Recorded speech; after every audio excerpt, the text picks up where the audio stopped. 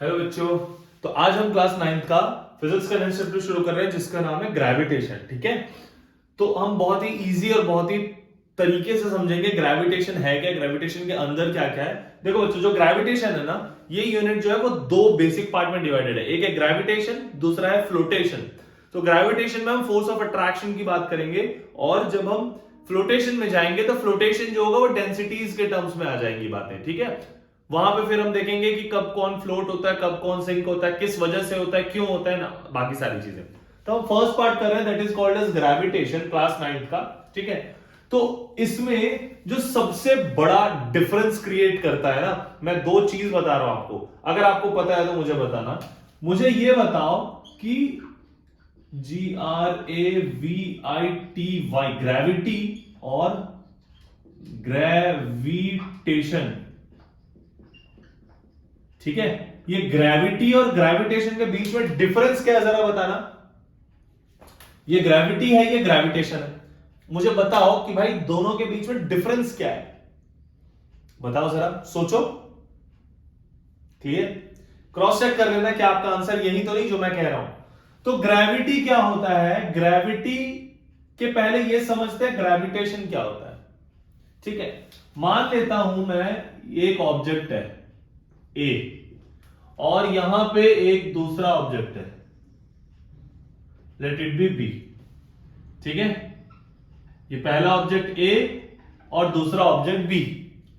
अब जब इन दोनों के बीच में, देखो भाई हमारे यूनिवर्स में कोई भी ऑब्जेक्ट है ना, तो उनके बीच में एक तो फोर्स ऑफ अट्रैक्शन लगेगा ही लगेगा। अब वो फोर्स ऑफ अट्रैक्शन कैसा है उस पर डिपेंड करता है। अब अगर इन दोनों ऑब्जेक्ट्स के बीच में, ये दो ऑब्जेक्ट्स कौन से हैं नहीं पता, ये जो दो ऑब्जेक्ट है कौन से हैं नहीं पता, कहां पे रखे हुए हैं हमको वो भी नहीं पता। अगर इन दोनों के बीच में ये इधर अट्रैक्ट होता हुआ चला जाएगा, ये इधर अट्रैक्ट होता हुआ चला जाएगा। अगर कोई दो ऑब्जेक्ट प्रेजेंट है इस पूरे ब्रह्मांड में और उनके बीच में जो फोर्स लगेगा,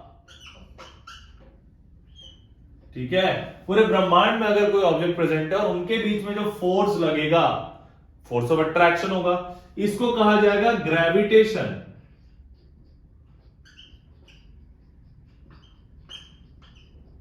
ये हो जाएगा ग्रेविटेशन फोर्स। ठीक है, पूरे यूनिवर्स में, पूरे ब्रह्मांड में मैं और मेरे सामने आप हो, अगर हम दोनों के बीच में भी जो फोर्स लग रहा है ना, that is called as force of attraction, called as gravitation force. अगर हम दोनों के बीच में एक फोर्स ऑफ अट्रैक्शन लगता है, आप में और मुझ में, अगर हम आसपास है, हमारे बीच में डिस्टेंस एक एडिक्वेट है, और अगर हम दोनों के बीच में फोर्स ऑफ अट्रैक्शन लगता है, तो याद रखना वो जो फोर्स ऑफ अट्रैक्शन है that is called as gravitation force. ठीक है, तो अगर ये है तो बताओ ग्रेविटी क्या होगा। तो समझो चीजों को, अगर मान लो ये है हमारा अर्थ, ये हो गया अर्थ, और अर्थ के सरफेस पे या अर्थ के सरफेस के ऊपर, कहीं पे भी, या तो सरफेस पे या तो सरफेस के ऊपर, जब इन दोनों के बीच में फोर्स ऑफ अट्रैक्शन लगेगा, earth and any object on the surface of earth और above the surface of earth, इन दोनों के बीच में जो फोर्स लगेगा that is called as gravity. तभी तो कहते हैं ये जो ग्रेविटी है वो अर्थ का अलग है, मून का अलग है, मार्स का अलग है, मंगल, चंद्र, सैटर्न, यूरेनस, नेपच्यून, हर कहीं का अलग अलग होगा। ग्रेविटी, ध्यान से समझना, मैं इस चीज को आगे इंक्लूड करूंगा तो ये पॉइंट याद रखना। ग्रेविटी क्या हो गया, the force of attraction between earth and any object. Force of attraction between earth and any object is called as gravity. Force of attraction between two bodies, between any two bodies anyway, is called as gravitation force. ठीक है, तो मैं यहां पे लिख देता हूं, force of attraction between earth and any body on or above the surface of earth.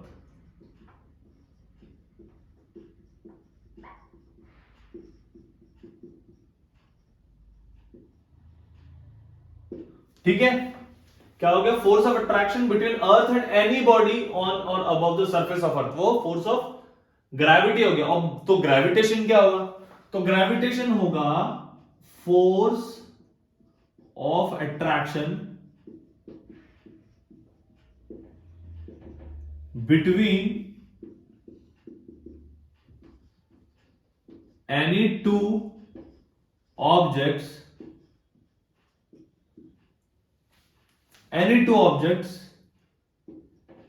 present anywhere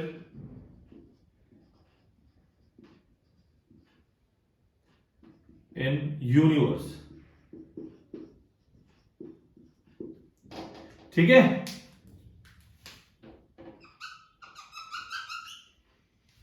तो ग्रेविटेशन क्या हो गया? Force of attraction between any two objects present anywhere in the universe. ये एनीवेयर डोर डोरेमोन वाला anywhere door है। ये बात समझ आ रही है? ये जो एनीवेयर है ना, वो डोरेमोन वाला एनीवेयर डोर है। आप इस एनीवेयर डोर से कहीं से भी चले जाते हैं, कहीं भी जा सकते हैं। लेकिन मुद्दे की बात क्या है? मुद्दे की बात यह है कि जो ग्रेविटेशन होगा वो किसी भी दो ऑब्जेक्ट्स, किसी भी दो बॉडी जो कहीं पे भी रखा हो, उनके बीच में लगने वाला फोर्स इज ग्रेविटेशन फोर्स। और अगर हम अर्थ और अर्थ के साथ किसी एक और बॉडी की बात करते हैं, उनका जो कंपैरिजन में फोर्स लगेगा, that is called as gravity. I hope आपको डिफरेंस समझ आ गया होगा। Gravitation is the force between any two objects present anywhere, kept anywhere in the universe. But then what is gravity? Gravity is what? Gravity is the force of attraction between earth and any object on और above the surface of earth. बात clear है? पक्का 100%? ठीक है, तो अब हम चलते हैं नेक्स्ट टॉपिक की ओर। जो अभी देखो, ये क्या था? मैंने कहा ये यूनिवर्स में कहीं भी कोई भी ऑब्जेक्ट को रख दो, दो ऑब्जेक्ट के बीच में जो फोर्स ऑफ अट्रैक्शन होगा वो ग्रेविटेशन फोर्स होगा। मतलब यूनिवर्स होगा कहीं पे भी, किसी भी कोने में। लेकिन ये क्या है? सिर्फ अर्थ और अर्थ के ऊपर के आसपास या अर्थ के आसपास। ठीक है, ये ग्रेविटी होगी। तो on the basis of this हम अब नेक्स्ट टॉपिक पढ़ेंगे, which is one of the most important topic known as universal law of gravitation. ठीक है, यूनिवर्सल लॉ ऑफ ग्रेविटेशन हम देखेंगे। आई होप आपको ग्रेविटी और ग्रेविटेशन में डिफरेंस जरूर समझ आया होगा, है ना? तो चलो बच्चों, हम देखते हैं यूनिवर्सल लॉ ऑफ ग्रेविटेशन।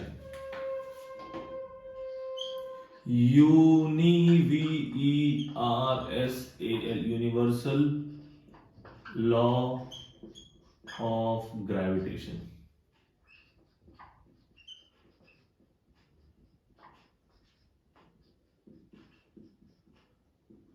ठीक है, यूनिवर्सल लॉ ऑफ ग्रेविटेशन। तो समझते हैं यूनिवर्सल लॉ ऑफ ग्रेविटेशन है क्या। तो उसके पहले मैं कुछ चीजें ले लेता हूं। मैंने लिया एक बॉडी जो है ए, ठीक है, और मैंने लिया एक दूसरी बॉडी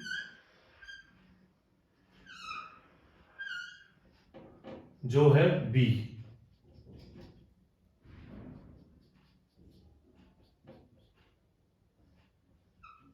ठीक है, अब ये अज्यूम कर रहा हूं कि ये इसका सेंटर हो गया, ये इसका सेंटर। इन दोनों के बीच का जो डिस्टेंस है ना बॉस, वो मैंने ले लिया are.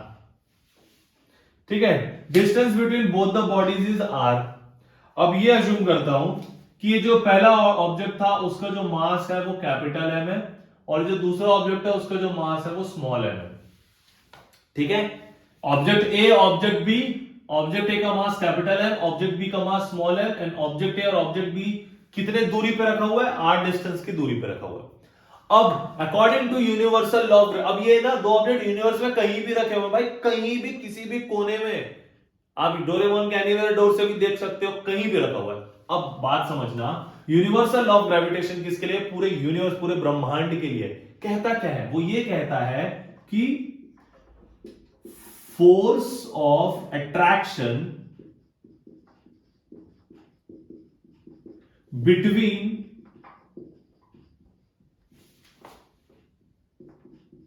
the bodies A and B is directly proportional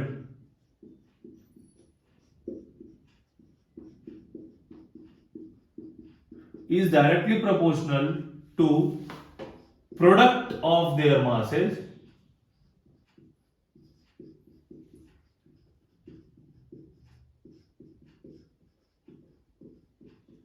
and inversely proportional to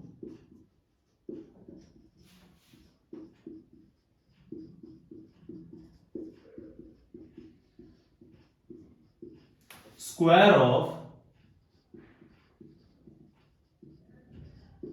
distance between them.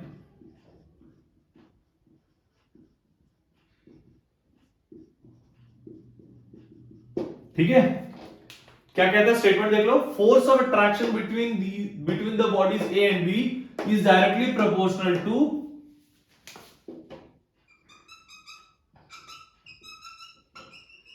Product of their masses, ठीक है, and inversely proportional to square of distance. बातें समझ आ रही है? तो देखो, force of attraction between any two bodies A and B is directly proportional to product of their masses. अब हमको पता है जो फोर्स होता है उसको हम एफ से डिनोट करते हैं, है ना? तो जो फोर्स है वो डायरेक्टली प्रोपोर्शनल है किसके? Product of their masses. तो इसका मास क्या है? एम, इसका मास एम। तो क्या वो capital M into small M होगा? क्या हो जाएगा? Force of attraction between A and B is directly proportional to product of their masses. तो ये हो गया प्रोडक्ट ऑफ देयर मासेस। समझ आ रही है? चलो मैं प्रोडक्ट कर देता हूं भाई, नहीं तो बोलोगे क्या डॉट लगा दिए सर। इतनी बात क्लियर है? अब आगे बढ़ते हैं। एंड इनवर्सली प्रोपोर्शनल मतलब जो एफ होगा वो इनवर्सली मतलब 1 अपॉन में आ जाएगा, inversely proportional to square of distance between them. तो बताओ इन दोनों के बीच का डिस्टेंस क्या है? क्या वो डिस्टेंस आर है? तो लिख दो आर। अब स्क्वायर ऑफ डिस्टेंस का मतलब क्या वो आर स्क्वायर हो जाएगा? तो हमने क्या किया? दोनों इक्वेशन दे दिया, product of their masses and inversely proportional to square of distance. बातें समझ आ रही है इतनी? अब जब मैं दोनों इक्वेशन को सॉल्व करूंगा तो क्या हो जाएगा? एफ जो है मेरा, एफ वो डायरेक्टली प्रोपोर्शनल हो जाएगा capital M into small M upon R square के। अब क्योंकि ये प्रोपोर्शनल है तो ये इक्वेशन तो है नहीं, इक्वेशन के लिए हमको प्रोपोर्शनैलिटी का साइन हटाना पड़ेगा। तो जब मैं प्रोपोर्शनैलिटी का साइन हटाता हूं तो हमको पता है अकॉर्डिंग टू लॉ एक कांस्टेंट ऐड होता है, that constant here is G, capital G, universal gravitational constant, ठीक है। और बाकी एज इट इज आ जाएगा जैसा था, capital M into small M whole upon R square. तो ये आ गया हमारा इक्वेशन फाइनली।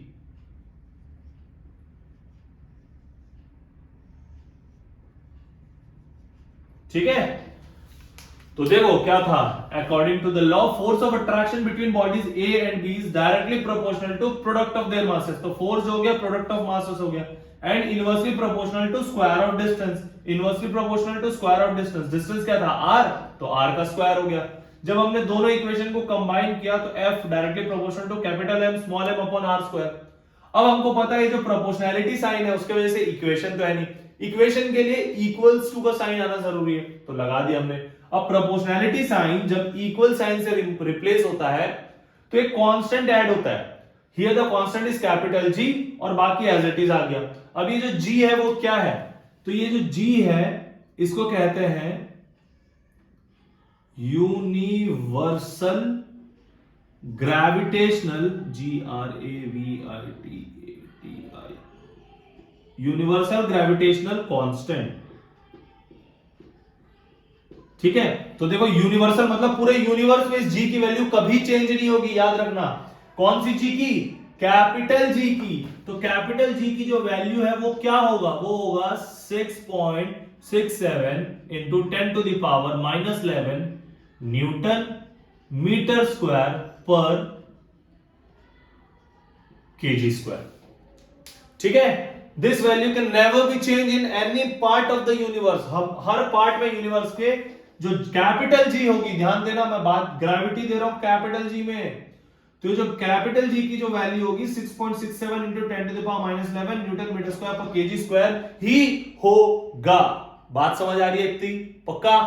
तो ये कभी चेंज नहीं होगा। So this is universal law of gravitation. ये आपका 3 मार्क्स के लिए एग्जाम में आता है, ध्यान से देख लेना। क्लियर है इतनी बात? 100%। एक और चीज बता देता हूं मैं। अब देखो ये जो हमने निकाला न्यूटन मीटर स्क्वायर पर केजी स्क्वायर, ये आया कहां से? तो सबसे पहले ये देख लो, फोर्स है तो फोर्स का यूनिट तो होता है न्यूटन, लेकिन हमको किसका वैल्यू निकालना है? जी का ना। तो देखो जी का यूनिट कैसे, अभी जो मैं मेथड बता रहा ना, इस मेथड से आप किसी का भी यूनिट निकाल सकते हो, आपको रटने की जरूरत नहीं पड़ेगी।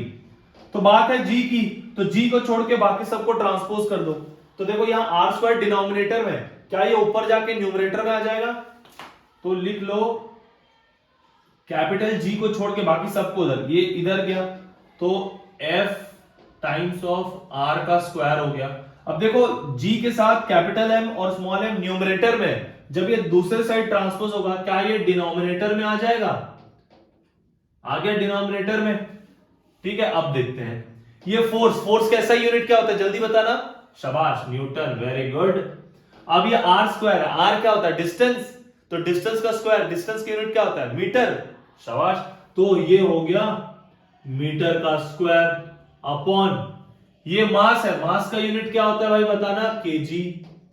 इनटू ये भी मास है, इसका भी यूनिट क्या होगा? केजी।